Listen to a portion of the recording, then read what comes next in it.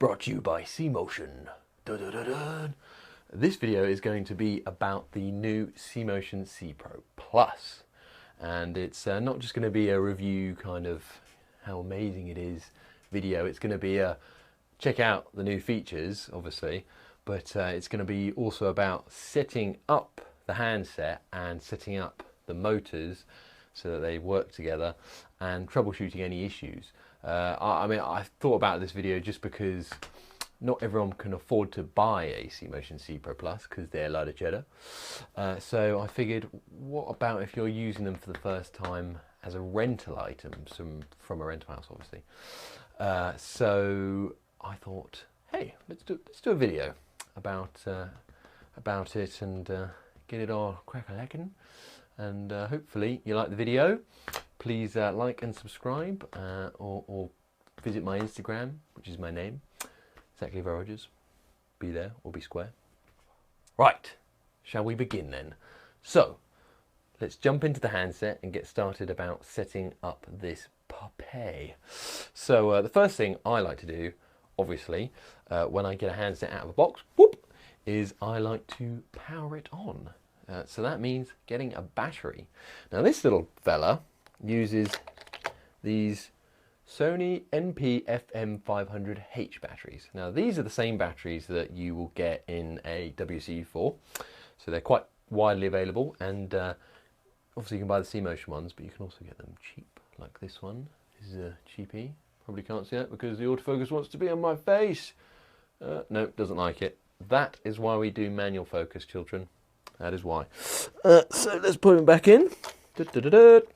Power this bad boy up. So you power it up by pressing the home button here. Home button. It's the button with the home symbol on it. A pentagon. So you press that in and the spaceship arrives.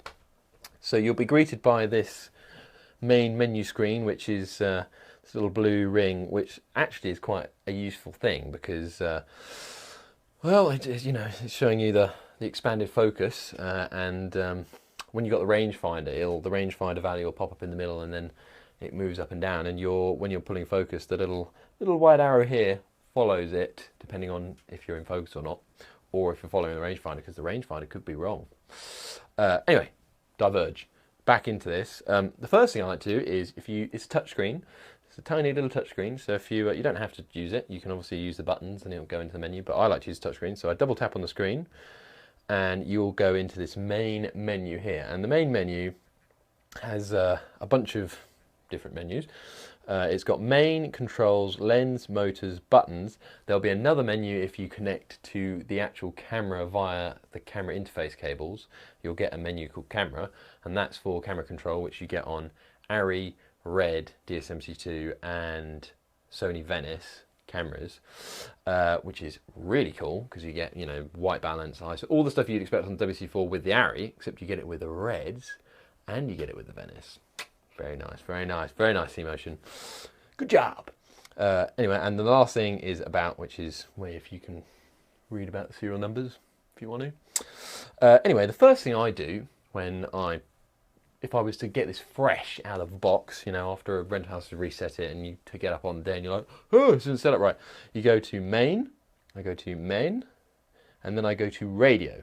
So this is really important, obviously. Stop wobbling, is you need to check that the RF is switched on. Obviously, if you're hardwired via a long L-bus cable, doesn't matter, you don't need the RF on. You will have hardwired, uninterferable love from the hardwire cable, but most of the time we're going to be using it with RF because we can, so we will. So RF, you need to check that's on, and then you need to make sure your motor is powered on the camera. So I'll talk about this later, but you can power the motors via a bunch of different ways. You can power it off of with a DTAP. You can get cables that go 3-pin RS. You can get 2-pin LEMO, I think now. So there's loads of different ways to power it, but I will talk about that later. Anyway, so you need to check that the motor's got these green. If the motor has 2 green dots here on it, that means it's connected.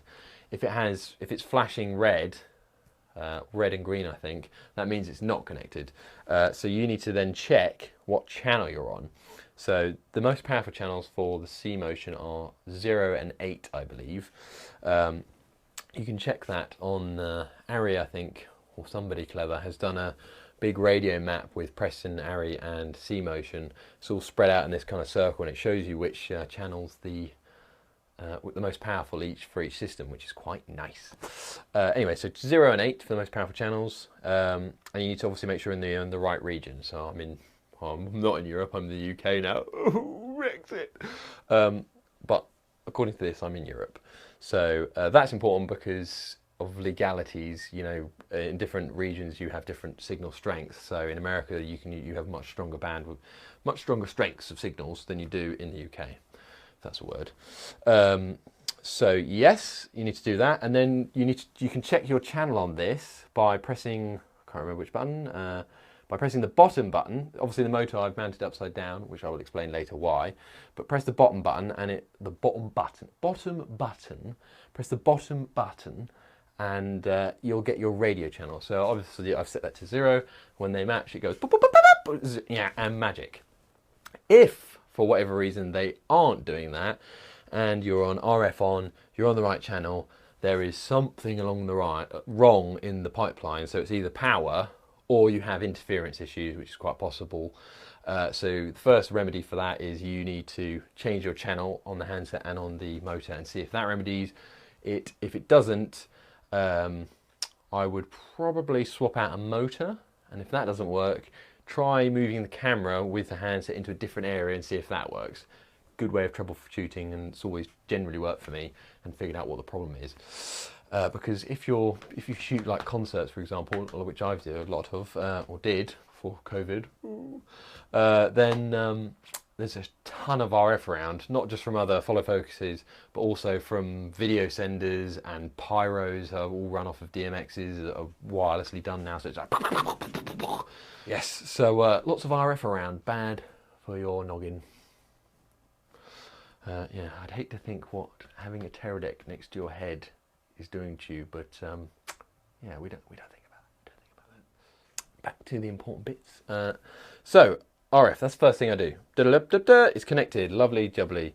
Next thing I do is, well, in units. So I'm imperial, feet and inches for me all the way, because it's the only way. Sorry, anyone who believes that centimeters and meters is the way. You're just wrong. You're just wrong. So yeah, so you can choose here. You can click imperial, metric, lovely jubbly. Then brightness, very good. This is just general, getting the handset set up how you like it.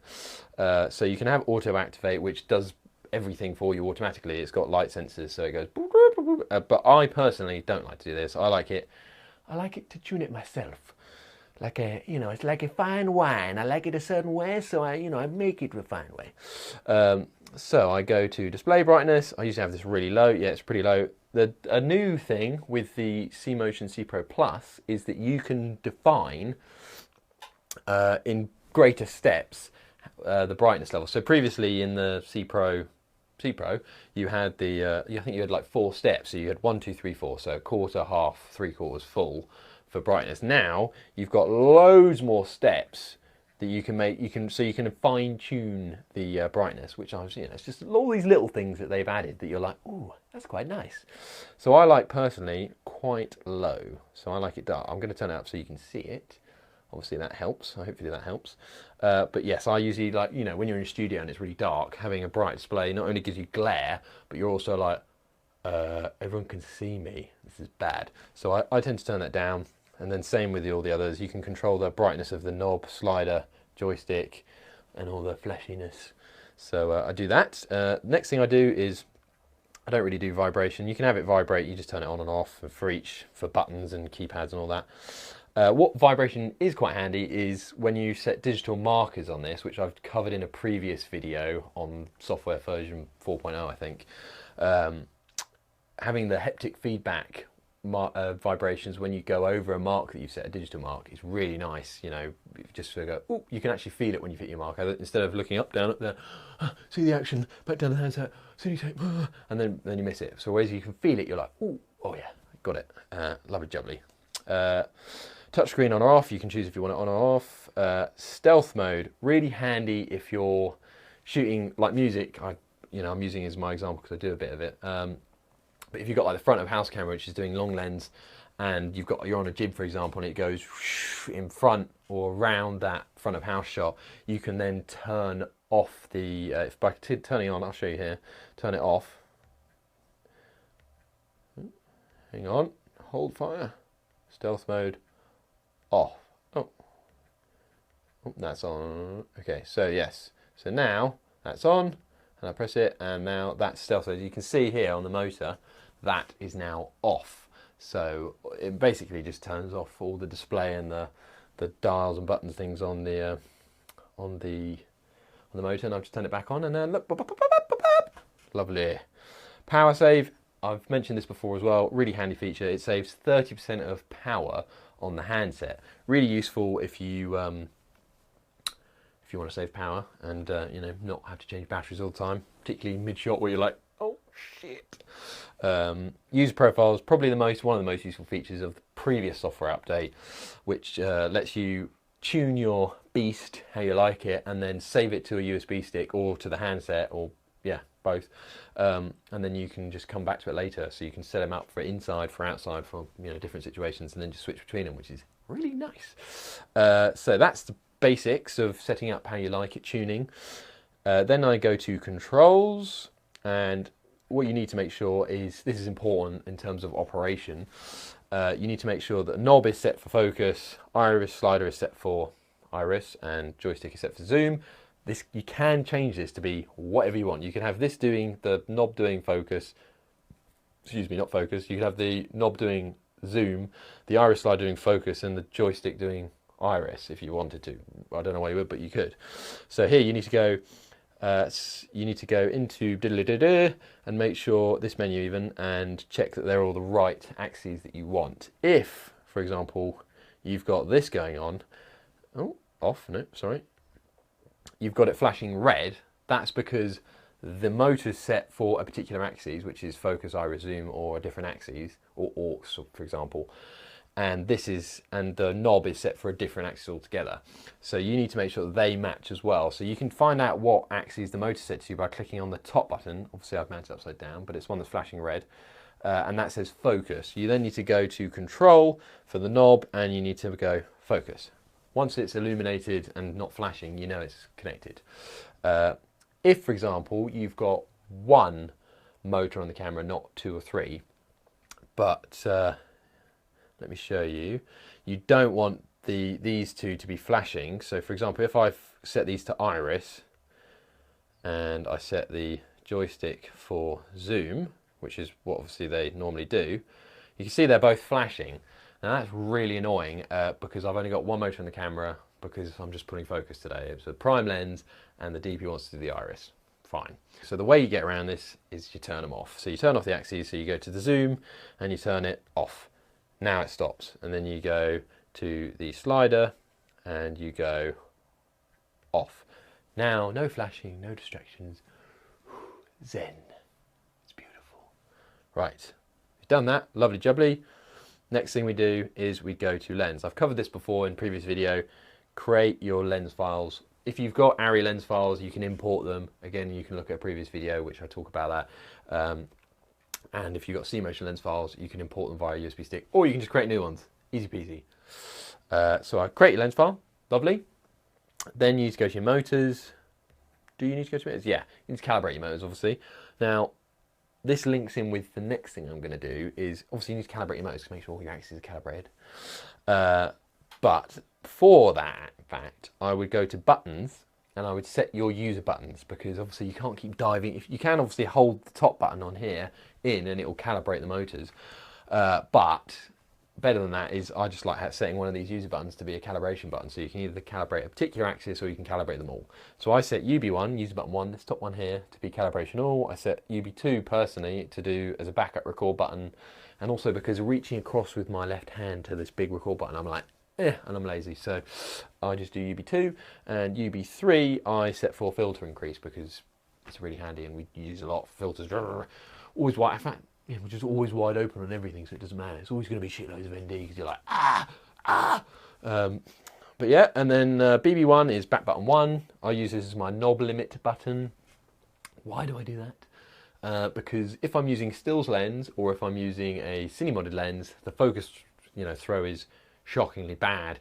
So, for tight, super fine focus pulls, you're like, so if you use a knob limit, you can expand the focus over the whole knob for a particular area. So if you're using, if you know you're only going to pull between 5 foot and 10 foot, for example, you can expand that whole area over the knob as opposed to having infinity to close focus on the knob, and you have like little. You can have ooh. That's why, and it's nice. Thing to remember, obviously, be careful with this. If it's an unpredictable shot, don't use the knob limit because you'll scupper yourself.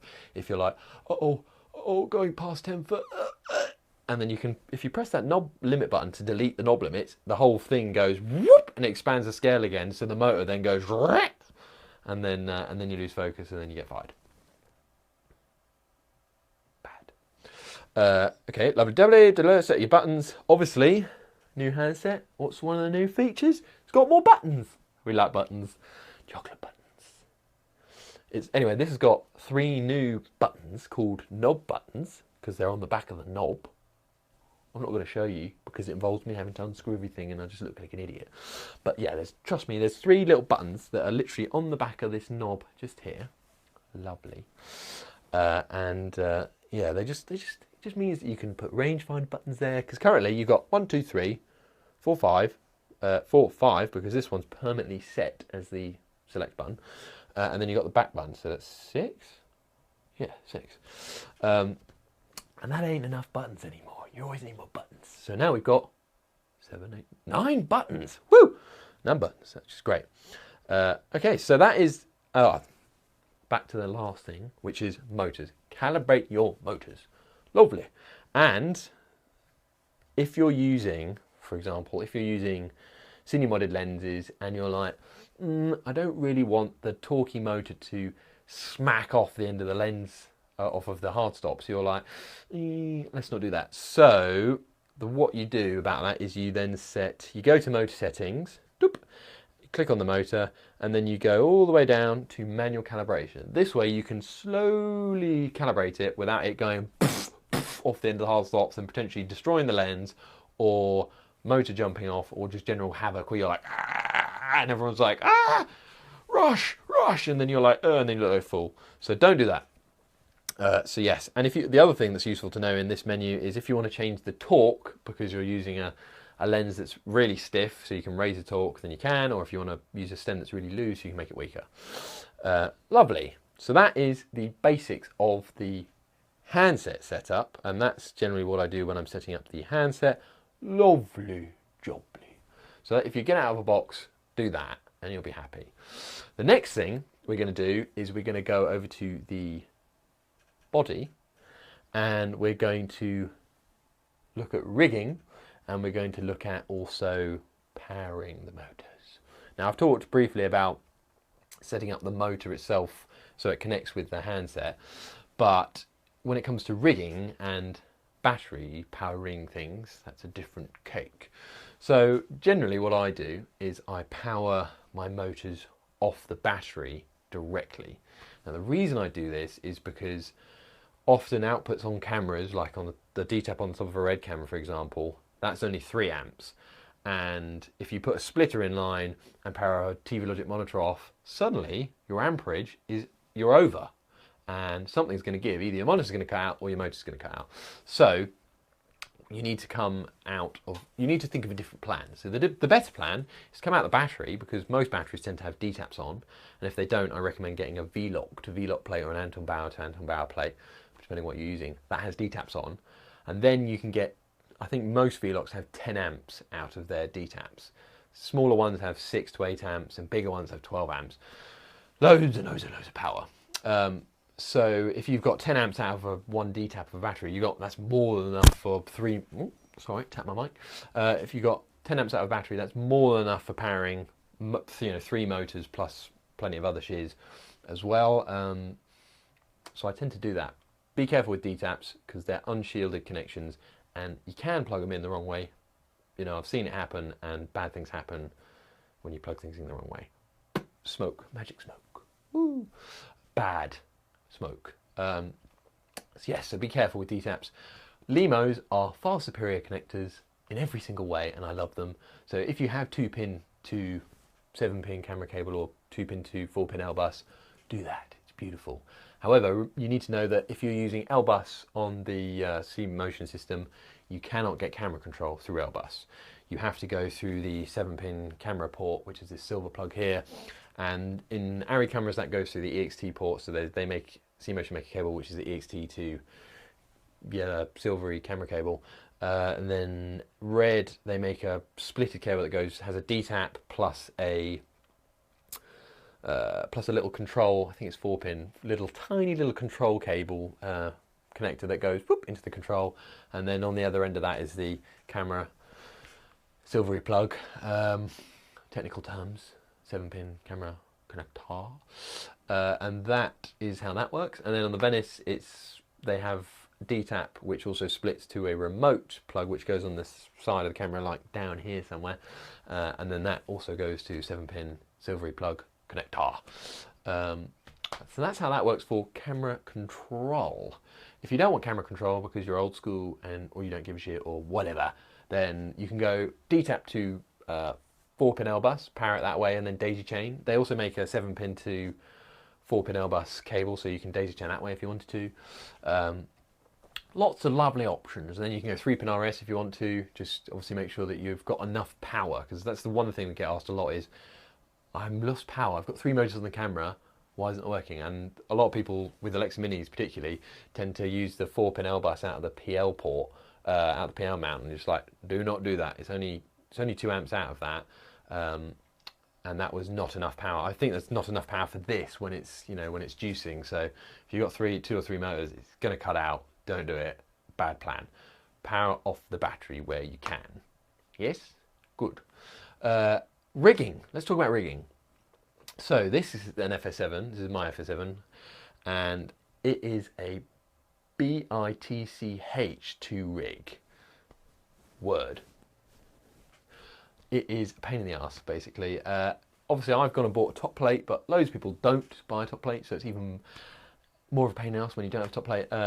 Now, you can use the 15mm bars off of a base plate, because most people tend to have VCT14s on the bottom of them because they're kind of an E&G kind of camera.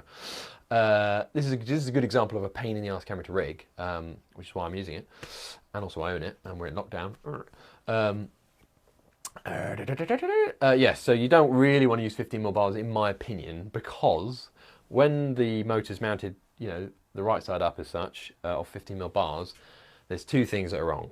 The first thing is that gravity is going to want to pull the motor down as it's torquing on as it hits an end stop, basically, and it's going to want to jump off and fall backwards because the weight wants to go down. So that's something that does happen quite a lot. And the other thing is that inside the actual bracket that connects the rod to the motor, it's built for 19mm. It's CNC'd for 19mm, and inside that is a 15mm Delrin step down ring, which you do not want to use because it makes it slip. Basically, it's much more prone to slipping than if you use metal on metal, which is what we like. So my advice is take the 15mm Delrin step down ring out. Keep it obviously because they're really handy, but as such, and then if you can, get a 15mm to 19. A good start would be getting a 15mm to 90mm step up rod. You can get them really cheap. I know a couple of people that make them. I'm not going to say names, but you can make really nice quality ones that are relatively cheap. I say they're not really cheap. Cheap in camera terms, but really handy to have. Because then that's one step. You can have your motor down here still, but your motor is probably not going to slip now. The other thing you can do if you don't want to spend the money on that is mount the motor from above. And the reason you do that is because gravity wants to pull down. So the motor is wanting to pull down, so it's wanting to go into the lens. So you're much less likely for it to slip off. I'm using both. I'm using a 90mm Ratworks Cube bar because they're great. And what I've done with the FS7 is I've made my own little contraption here, which is this Ratworks Cube bar that goes into a Camera Gear, which is this lovely German brand, Camera Gear Cube, which is like a Rauer Cube, and that's going into a little NATO rail bracket that goes onto a NATO rail that goes onto a 15mm thing that I've drilled some holes in so the Arri locking pins lock into them. Now, Arri locking pins are really important in this, in the whole part of this. And if there aren't Arri locking pins or something, I tend to just drill holes. And the reason I do that is because you don't want anything to, when a motor's obviously torquing, these motors particularly are super torquey. You know, you can get huge amounts of torque out of them. So you need everything to lock in place. So Arri locking pins, super important. Otherwise it'll just go and slip off and then, you know, waste of time. But I made this brackets because the FS7 in particular, and I think the FX9 does as well, has this little 15mm rod that comes off the top for the viewfinder. So, and a lot of guys, I mean, it's for microphone, it's for the microphone holder, but they break off most of the time, or owners just take them off, which is quite handy because then you've got this space to make your little bracket. And so that's how I do business with this camera. And it only, you know, that whole setup, the most expensive bit is the Ratworks cube bar, and then the little camera gear cube, and then after that everything's cheap. Only because I bought small rig stuff. Not saying you should buy small rig stuff because the quality isn't so good, but it is handy, and sometimes you just don't want to spend loads of money. However, certain things you definitely should. Rods, spend money on rods. Bright Tangerine make really good titanium rods. That's the other thing that is worth noting with rigging. The rod plays a huge factor. Carbon fibre rods are shockingly bad. Don't use them, and they're also really good. You can splinter them quite easily. And if you get a carbon fibre splinter, it is the worst. So never do that. Just forget carbon fibre rods. Just lob them or sell them on eBay to someone who doesn't understand that they're rubbish. Get yourself, if you can, and you can afford it because they're expensive, titanium rods, because they're really light as carbon, if not lighter. They are super strong, and they're, you know, nice metal, and the dingle dongles, the motors grip onto them perfectly, and the operator can't complain about weight. Particularly the 90mm rods don't weigh anything. They weigh, if anything, lighter than 15mm rods. So an operator can't complain about the weight of 90mm steel rods because they're titanium and they're so light and lovely. So that would be my little tip of the day for rigging, anyway. So that's how I'd rig in this scenario. So I think that's a pretty good basis for this video. I'm just trying to think of anything else that you might find handy. If you do have any ideas of what you'd like to see and have questions about, then just leave a comment below, or you can write to me personally. I'll leave my Instagram ID thing here, right there. And you can just send me a message on there and I'll do my best to respond, or you can obviously just go and ask cMotion. On their website there's a list of the community managers who can run you through things. We've got our own little WhatsApp group, so we always talk to each other and be like, oh, someone had this problem today, and we try and figure out what the heck has gone wrong. But most of the time it's easy fix, so happy days. And my favourite new feature about the cPRO Plus, it's alive, is the fact it's black. I like it in black. I wasn't a fan of the Bumblebee thing where everyone could see me on the back of the set and I'm just like yellow. Wah! No, I like it black. I like to disappear into the shadows. Obviously next to camera. I'm not one of those guys that sits in the corner with a stand. Some days, bad days, I do that. But most of the time I stand next to the camera, but I still don't want to be seen in shot because it looks bad. It makes you look stupid. So this is a nice addition and it looks sexy. Yeah, if you have any questions or anything else, then just, like I said, message, comment, like, subscribe, do it. And now, autofocus out. Rob it. Oh, see, manual focus, ladies and gentlemen. That is why we still use it. Bye.